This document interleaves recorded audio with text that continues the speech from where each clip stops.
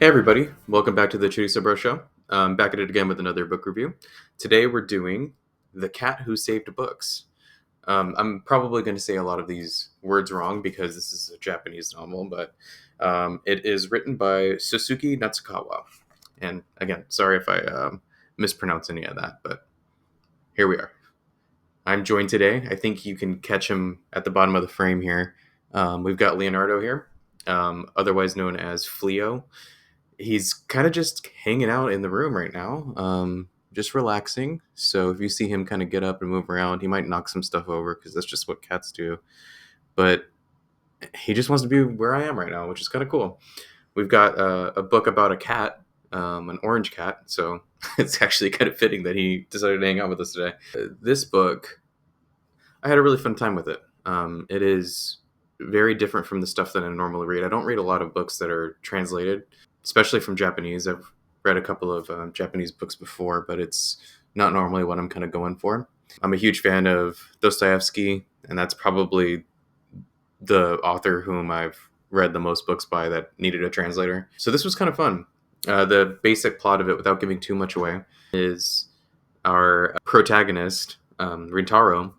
His grandfather passes away. It starts off, he's at the funeral. He's struggling with it. His grandfather owned a bookstore, and he spent a lot of his time there, Rintaro and his grandfather. And he has some things going on internally. And one day he's at the bookstore, and a cat comes in and begins to talk to him, says that he needs help to save some books. He goes through these trials. There's a labyrinth that's constantly changing. It's very whimsical. And the cat just basically is like, hey, I'm going to lose some of these books if I don't get your help. And then, you get to meet these kind of wild characters. It's very surreal. Rentaro goes with the cat to be challenged by the labyrinth and to ultimately save some books. I don't really want to spoil it too much for you guys. That's why I'm kind of being vague about it. But it is really cool. There's something known as again, I might mispronounce, hikikomori, which is basically like a shut-in, a Japanese word for shut-in.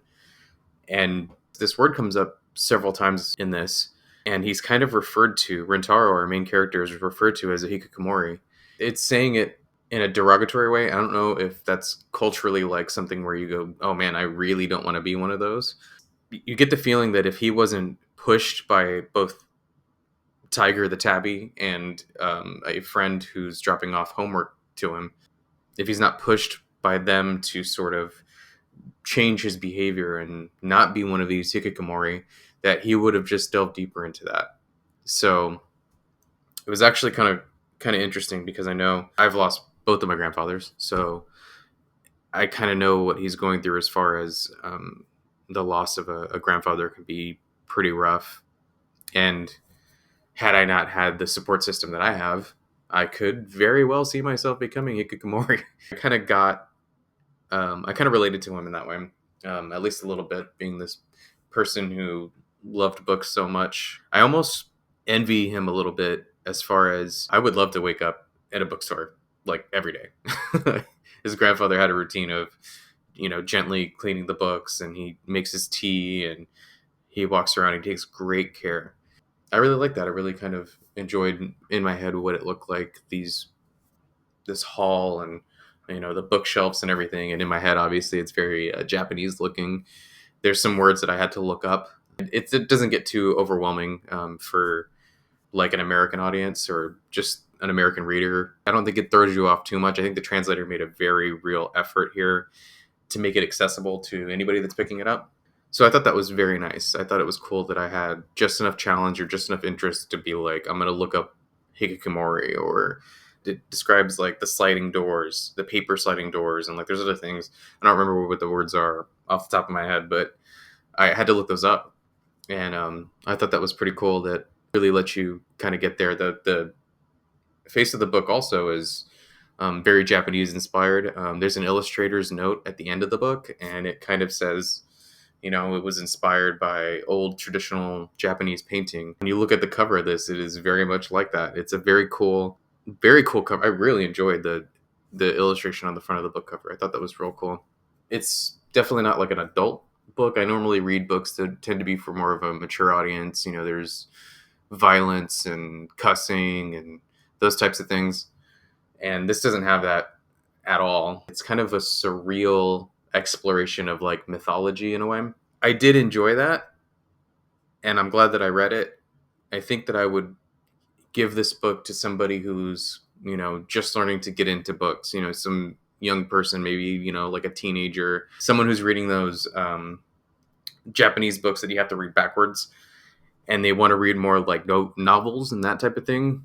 I would for sure give them this. I would be like, this is pretty cool. It's not that difficult. I knocked it out in a couple of afternoons and I enjoyed myself. So that's definitely a thumbs up as far as that goes. As far as a 5-star rating, this doesn't sound like a good review, but for myself personally, and that's kind of what this is, this channel is about my opinion, it's 3 out of 5. It's not going to blow you away.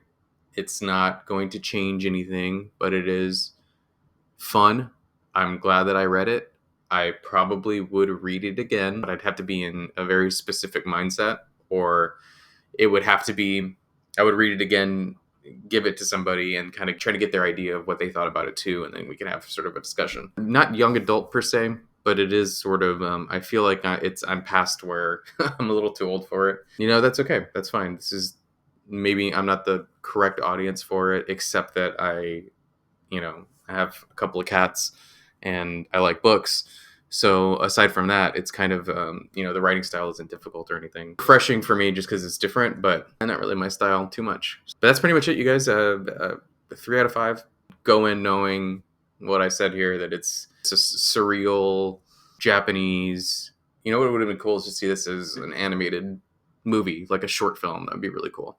But I guess on that note, you guys, I'm pretty much done here. It was just something that I had finished. It was a quick read. It's kind of fun. I was enjoying spending time with Fleo in here. He didn't move too much. But yeah, you guys finally got to see one of the animals. I'm gonna get out of here, you guys. Thanks so much for joining me tonight. Y'all have a good one.